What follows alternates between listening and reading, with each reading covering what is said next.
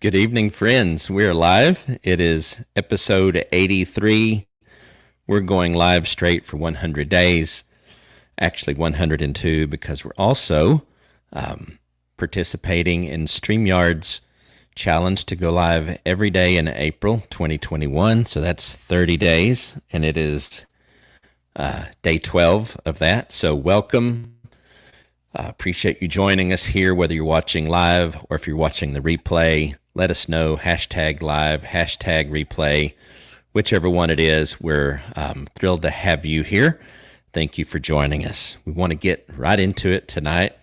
And this is at least going to be a two-part series. We are returning to talking about technology. Specifically, we're going to talk about an aspect of live streaming tonight. As much as we love stocks and cryptocurrency and all the things, we're not going to talk about that tonight. Would like for you to tell me if you're still interested in that, though. We're going to continue to do that some, I believe, unless we hear from a lot of people saying, hey, we want you to stick to only technology. But nonetheless, we're going to talk tonight about helping your kids live stream. Now, I heavily encourage you to live stream, but if you're not quite ready to do that, maybe you're willing to do something kind of behind the scenes and work with your kids or kid or child, however you would like to refer to it, to live stream. I think it's a invaluable lesson, invaluable opportunity for them to experiment and learn about that aspect of the world out there. It's very possible that when they grow up, or even before they're grown, that it's something they want to do, possibly even something they find themselves having to do because of their job. I think it's clear that I'm very, that I believe that live streaming is here to stay. That many people that thought they would never live stream are finding themselves either wanting to or literally needing to live stream. So why not make it fun and prepare your kids? Now, I'm not suggesting that you force them to do it. So encourage, maybe, especially if they're asking to do it, then by all means, I suggest that you help them. And I'll share some context. One of my kids, I told myself before I started this live stream, I'm going to protect their identity as much as possible. So I have to watch myself because I'm detail-oriented, transparent, all the things. But that actually brings me to the first point. As much as I recommend that you actually do this and think that it's a good thing, I also believe that if it were me, well, it is me doing this with one of my kids. We're maintaining complete anonymity, that type of thing, being very cautious to make sure that they're not exposed to things that they shouldn't be exposed to, and not giving the internet any opportunity to try to exploit, if you will. So in my mind, you need to be an active participant in this. Do it with them. Allow them to be obviously independent in some aspects of it, but also be involved. So I'm involved with my one of my kids that I have that has a YouTube channel, and helping them with ideas for titles, descriptions, helping them with the technology. They're doing gaming. I'm not helping with that part at all because I have no clue how to play the game. Wildcraft that they're primarily streaming, and it's actually pretty amazing to watch. The other thing that I'm doing, and maybe not everyone has this opinion or approach, but I'm coaching along the way, making sure they understand that this is, that we're not doing this for the likes, not doing it for the shares, not doing it for the number of subscribers, the number of watch hours, all of those things, not doing it for that primarily. Those are side benefits and things that could actually really mean something in the future for them, potentially even as a revenue stream. Sounds crazy, maybe, but the primary goal is to allow them to express their creativity, to watch something potentially grow. But I'm coaching along the way that your value is by no means even remotely related to how this YouTube channel either succeeds or doesn't succeed. In this particular case, it's doing actually quite well, I would say, given the fact that it's a new channel, just started from scratch. They have 127 followers, about almost 800, approaching 800 watch hours, and 11,000 views, I think, something like that, around 11 or so videos. So they've actually been quite successful, and 99.9% of that is completely on them with regards to they've done most of the work by putting together the videos. They've even actually used Adobe Rush.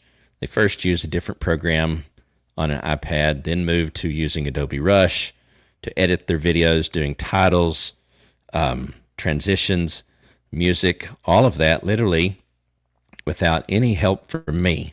The only help that I gave was the encouragement for them to move to Adobe Rush, because it's also easy, and I have Adobe Cloud subscription, and they're able to use Adobe Rush on the iPad, and that's a natural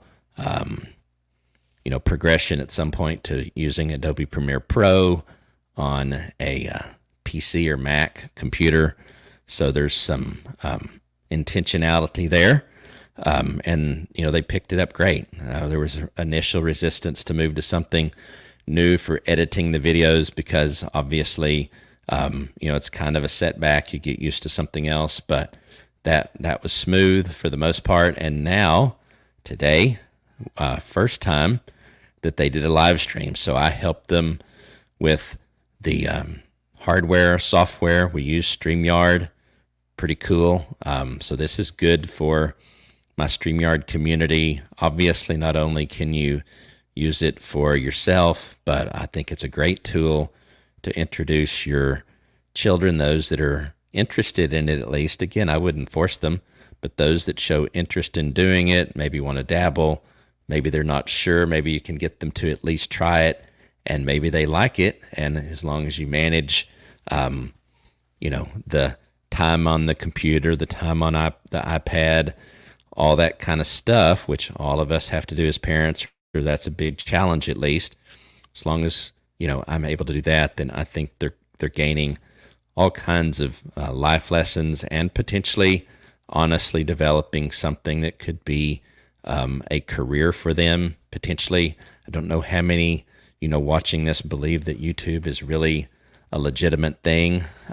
That's why every night I encourage you, as someone watching this, to create your own YouTube channel. That's why I also encourage you to create a email list so that you can communicate with your community, with your audience, so that you can, more directly control that impact, influence, and income that I talk about. But again, back to our kids, I think it's a great lesson, a great way for them to understand metrics, to understand at least how the world, in many cases, evaluates performance, evaluates achievement. Again, as long as they understand that none of this defines them.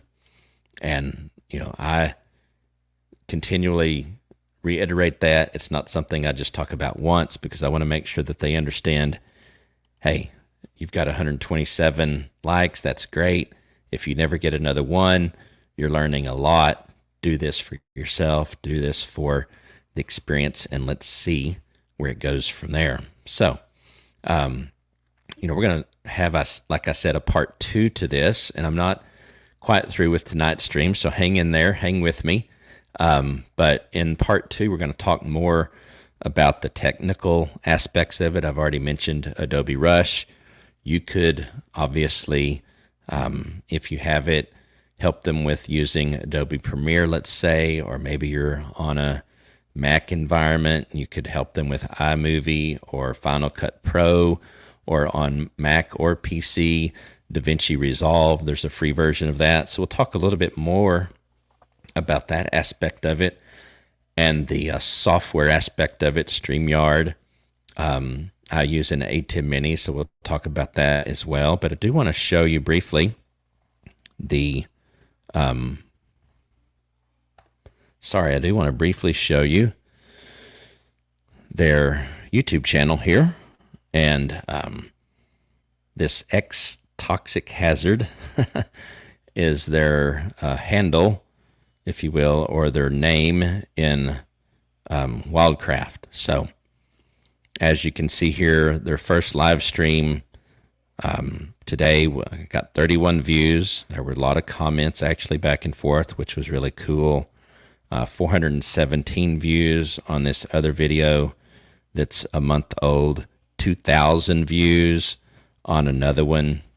And then the breakout video is killing all bosses in Wildcraft. And I believe that we're going to work on a variation of these, killing all bosses, snake, bear, cow, whatever the other animals are. And I don't know all of them, but to double down on something that's obviously been doing well, I want to show you briefly the statistics because this is actually pretty amazing. If I go to analytics, so I'm going to go into the YouTube studio, and then I'm going to pull up the analytics and show you some pretty interesting things, actually. And I'm going to talk about the overall, and I'm actually going to pull up for 365 just so you can see the full thing. So in total, 12,000 views. In total, 731 hours and 124 subscribers. So this is a little misleading because there's a total of 128. And all of those were acquired within 365 days because I believe this channel is about 2 months old now. So if we look a little bit more here, obviously I've already shown that this one video here has the most views, 9,000. The next most viewed one is this one here at 2,000. Then it goes down to 400, 136, so forth and so on. But what I want to show you on this one, in particular, the one that has performed the best, is some statistics that are actually pretty amazing. So it obviously by far has the most watch time. It also has obviously the most views. This one video alone has generated 100 subscribers, so that's really cool. Average view duration is 3 minutes 23 seconds, 28.1%. So as a percent, that's more important than the actual duration. That's a very healthy number in the YouTube world, so that's good. Okay, don't want to show any more about that. Now let's look at reach. So we've got 46,000 impressions, 6,000 views from those impressions for a 14.6% click-through rate. Again, that's very healthy, very good in the YouTube world. And then watch time from those impressions is 295. Now here is something that's actually quite incredible. I'm sure Daryl Eves from the YouTube formula would think that this is amazing. So there's a plug for that. I'll show that book here in just a minute. But 58.4% from browse, which is truly incredible. That's traffic from the homepage or home screen, the subscription feed and other browsing features. Suggested videos, 37.5% is amazing. It's just truly amazing, basically, that YouTube is putting this in front of people. The thumbnail is not anything spectacular. I don't even know what the performance of this video would be like if we had a better thumbnail. This is where, again, we're not spending crazy, ridiculous time on this, letting her understand and see, I slipped there. Letting them understand that, you can only spend so much time on this, and so it's all good. YouTube search is actually only 1.7, which is very, very interesting to me.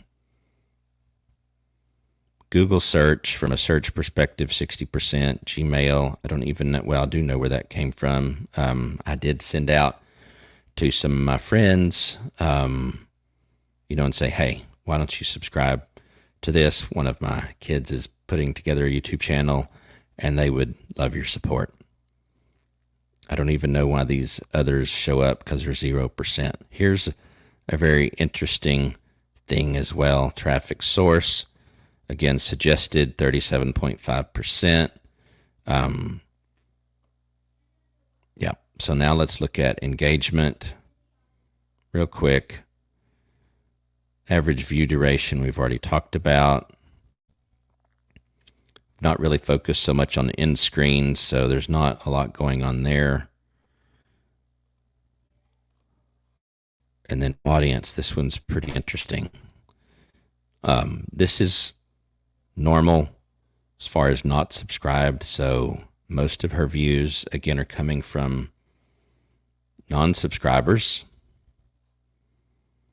Top geographies, United States, but then Brazil and Russia and Turkey and United Kingdom. So it actually has a international flavor to it, which is interesting. Another thing that's interesting, and why, in my opinion, that we want to keep anonymity. So I've already blown some of that, but not enough that I think it's important. But 100% of the users are in this age bracket, 35 to 44. That's very, very interesting. I honestly wish I could look at other wildcraft channels and look at their distribution. It's all female, if that's correct. So that's another interesting thing. All female within that age group. I'm going to have to ask, hey, is this a mostly female kind of game? I guess that's possible that it is. But yeah, those are the statistics. Very interesting. So, my kid's been able to get to, the 100 subscribers, also having a picture profile uploaded, as well as I'm going to go to it so you can see, as well as a banner. So if you didn't know, with the banner loaded and with a profile picture loaded and 100 subscribers and a channel that's been around for 30 days, you get the ability to change your URL to where it's meaningful. So if I went into your channel real quick, and I'll show you that in case you're interested. You can come back if you ever want to know how to do that, and change it to be something that you can remember. If we go here and go to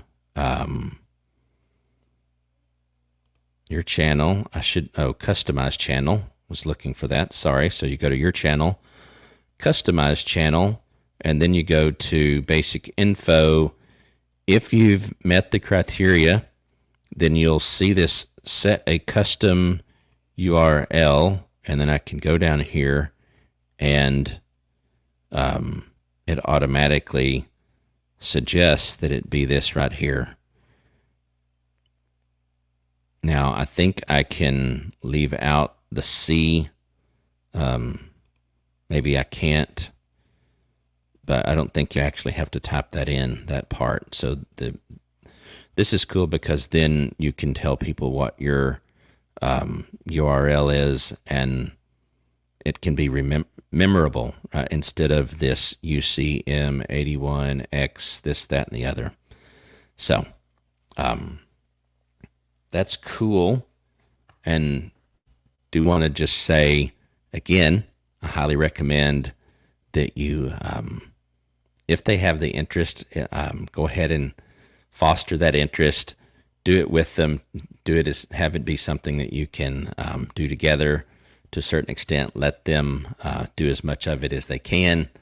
just keep an eye on it, and I think it's well worth it. Go up to here, and you can go back and watch all of the other episodes. We're going to come back tomorrow, day 84, episode 84, and StreamYard Challenge, day 13. And again, for all my StreamYard community, hope you're enjoying what you're seeing here and the challenge. And also want to say to everyone in parting, if you are not live streaming yet, you want to, or maybe you're live streaming and you're just using the native functions within an app to go live, you should check out StreamYard. You can get set up on StreamYard for free. You can stream up to 20 hours a month on up to 2 destinations. And you can have basically unlimited conference calls for with up to 6 people, including yourself. So 6 plus 5 more. That could be a 8-hour conference call, with share screen, all the thing. No 40-minute limit like Zoom, so there's some great benefits of StreamYard, and then you can save $10 on one of their paid plans if you use my link, which is in the description. If you use my link and decide you want to take advantage of some of the paid plan features, like being able to record your live stream, where you could then edit it later and then upload it to somewhere else, or break it down into smaller parts, repurpose, cross-post that on Instagram, TikTok, LinkedIn, all kinds of different things. You could do that. You can go live on more than 2 destinations. You can have an RTMP custom destination, which gives you a lot more flexibility. With a paid plan, you can remove the StreamYard logo, lots of different other cool things that you can do, but I recommend that you start with the free plan unless you already know that you want some of those other features and ready to pay for it. But start out with the free plan, just get used to streaming, get used to the tool, and then when you kind of want to take a next step, you could upgrade to one of the paid plans, and it's great stuff. I love StreamYard. We use it for 99.9% of all of our live streams. I do have other tools like OneStream and Switchboard. Those give me some next level capability in some cases, but again, I use StreamYard most of the time. And Marcus, hey, how's it going? Thanks for joining us tonight. Hope you will come back tomorrow. We're close to shutting this one down, but I know you can rewind and watch this. But tonight we're talking about helping our kids live stream. If you have kids, if you don't, do it for yourself. But if you're not ready to do it for yourself and you have kids and it's something they would be interested in, I think it's a great way to kind of do something with them and give them some, help them develop some skills that will help them maybe in school, certainly in their professional life. So I think it's great. But that's what we're going to end it with. Again, come back tomorrow. We are going to be doing a giveaway soon. So make sure you've subscribed. Make sure you've turned on notifications. We're going to have to start doing that giveaway pretty soon because we've got 3 or 4 watches to give away. And not that many days left before the 100 days have ended. Also, let me know if you're interested in me continuing to go live past our 100 days. We're going 2 more days because of the StreamYard challenge.